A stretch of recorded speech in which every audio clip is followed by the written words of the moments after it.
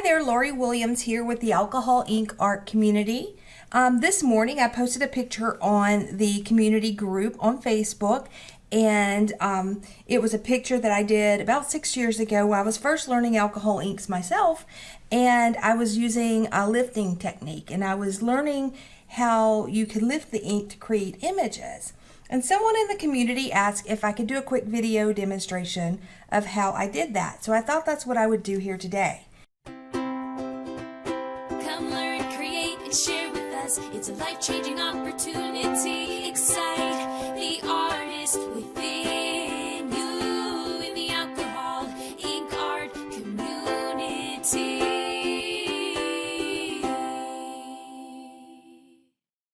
So what I'm using is I have a piece of photo paper, and I'm using the back side, and I've just dropped some ink. In this example, I used Mountain Rose, Honeycomb, and Crimson, all from the Ranger line of alcohol inks. Now I'm going to use a filbert brush. That's my favorite because it has a little rounded tip. And I'm going to use a little bit of 91% isopropyl alcohol for my lifting. Now you can use blending solution for this. Blending solution's not quite as harsh, but I am accustomed to working with isopropyl alcohol, and it's a lot less expensive, so that's what I do. So I pour a little bit of my alcohol into a little container to set it on the side, and I work on a piece of paper towel here. And the reason I work on the paper towel is because I use it constantly to dry my brush in between passes, and to clean my brush, and to also wipe excess alcohol off of the brush. So I've dropped the ink here and I've let it dry. It took probably about 5 to 10 minutes because I added a pretty thick layer of alcohol ink onto the page. So I'm going to take my filbert brush here. I'm dipping it into my alcohol, and then I'm going to just dry it off. You see how that excess ink came off right there on the paper. And so now my brush is just damp. So when I touch it down to this alcohol, it's not going to make it spread, and instead it's going to reactivate it enough so that I can lift it. So I just had to find an area that I want to start working in. And I'm just going to start right here in the middle. And then so all I'm going to do is I'm using sort of a roundish motion. I'm lifting. Then I come over here to the area where I dried off the alcohol, and I clean off the brush. And then I come around to another section. And I just take the brush and just wipe around. It's damp with alcohol, so it doesn't spread the ink, but it lifts it. And I'm lifting it out. Wet my brush again, dry off on the paper towel, and I'm just going to keep going with this. And I'm just doing little circles around to lift. And as you start to do this in practice, you'll learn how you can manipulate and move around the ink. So not only lifting, you can move the ink. And it will lift almost to white, but not completely, especially on Yupo paper. If you're working on Yupo paper, it does not lift at all to white. So let's just say that's my first one, and I'm just going to come in here and do another right out to the side of it. And see how that almost lifted to white, but I don't want it totally white. I can just borrow some of the ink from one area and move it over. And so this is the way I lift.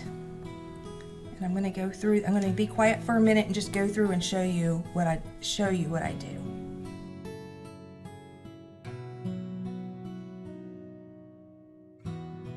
Notice that I'm rotating the paper around to make it easier to work with.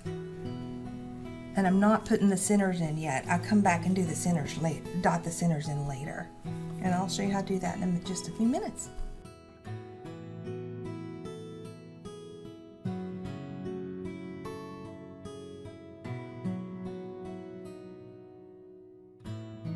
And this is not something that you do really fast. It takes a little time and a little patience, and it can be therapeutic even.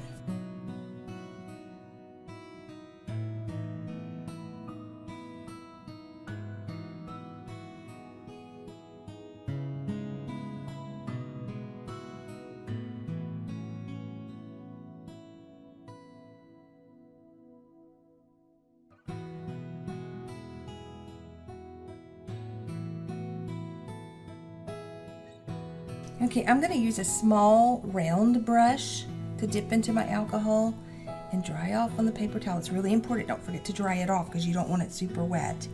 And I can come in and define these centers for these flowers.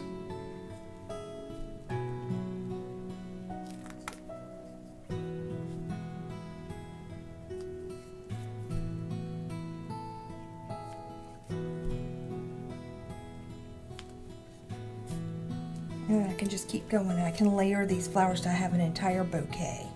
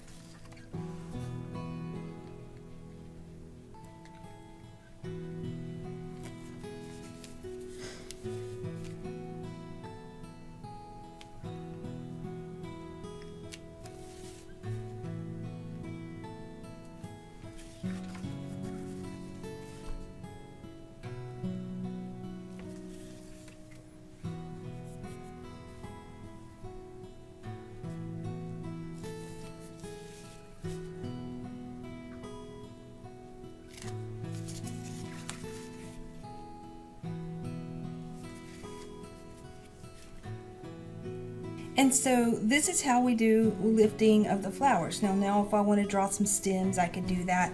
Also, if I wanted to paint some centers, I can do that as well. I like to use Posca pens. You could use a different color alcohol ink and let the alcohol evaporate so it's more like a paint and come in, but I like to use Posca pens for this. And so I just come in and paint in the centers for each of these. You could do any color you want. I like to make my centers yellow, and then I'm going to come in and just use another Posca pen in green. There we go.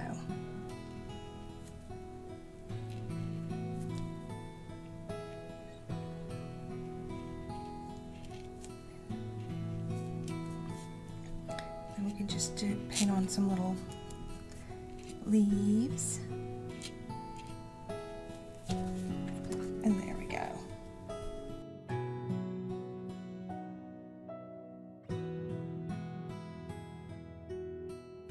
Thanks for watching the presentation today. If you haven't already, go to our sister website, alcoholinc.community. Join the community. It's absolutely free at the community level, and we have a lot of resources there where you can learn to paint with alcohol ink. And then if you're really into it, we'd love to have you in the society. The society is our premium membership. The proceeds from the society go to support our community and keep us going. We have society membership dues. You pay once and you are a lifetime member. Can't beat it. And the amount of instruction in the society is crazy. So anyway, we'd love to see you there. If not, we're happy to have you here in the community. Hey, if you paint these, be sure to share in the comments with us. I love to see your work and your rendition of the technique. Come learn, create, and share with us. It's a life-changing